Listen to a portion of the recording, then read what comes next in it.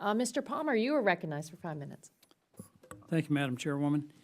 My question is for the entire panel. If the United States completely eliminated its carbon emissions, would that stop global climate change? Well, if the question is we, meaning the United States of America, if we did that, the answer is no, it clearly wouldn't. If the entire world stopped its carbon emissions, would that stop global climate change? No, we have some built-in warming, but if we focused also on taking carbon out of the atmosphere, it could do so. Have we ever seen a case where sea levels rose more than are predicted, for instance, by the scientists now? My understanding is that what we're observing is consistent with what the science has projected, but sea level rise does take a number of years, so much of that is still to come. Well, the reason I ask that is that we apparently, some folks take as the gospel truth whatever these esteemed scientists project. And for instance, in his book, Farewell to Ice, Peter Wadhams, who's a professor of ocean physics at Cambridge University, predicted that the polar ice in the Arctic would be gone by mid-decade.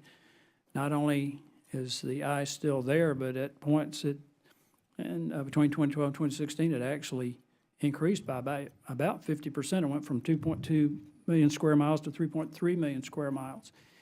So my point is, I guess my question is, do each of you believe that the science on climate is settled? The science on climate has reached considerable consensus. There are still areas where we're not completely clear about what is going to happen, partly because we don't know what policies we're going to pursue. And with regard to using one paper, one of the things that the IPCC tries to do is to look at a whole range of research papers and assess and judge what those say collectively rather than looking at just one paper.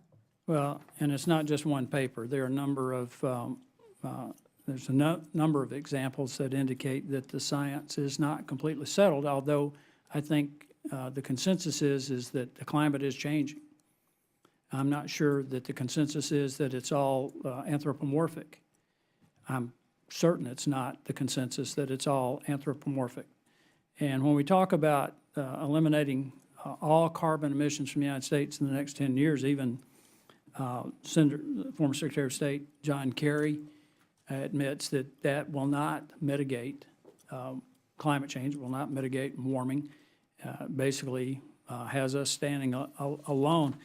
And there are obviously consequences for the policies that we develop. In California right now, there's a lawsuit been filed by a minority group against the California Air Resources Board because of the harm that's doing to low-income people. Since the effective date of California's greenhouse gas reduction law, the Global Warming Solutions Act, 41 states have reduced their per capita greenhouse gas emissions more than California, but it's had an enormously negative impact on people in California. So I think we got to look at this in the broader spectrum of how this affects everybody.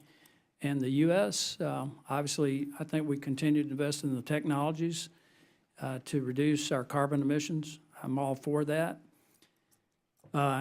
I think we have to look at the whole picture of climate change because I think that natural variation is going to be the bigger factor in this. And if we're not taking steps to engineer solutions, use our technology or engineer expertise to adapt and mitigate, and we just focus on the carbon side of things, we're going to be in big trouble.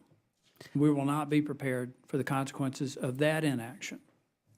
I would agree, and so would IPCC and the National Climate Assessment, that we need to do a lot to focus on how we cope with extreme climate and global warming, whilst at the same time looking at reducing our carbon emissions. That the importance of adaptation is very important, both for the disadvantaged and for businesses across the United States. Well, since I got an agreement, I'll yield back.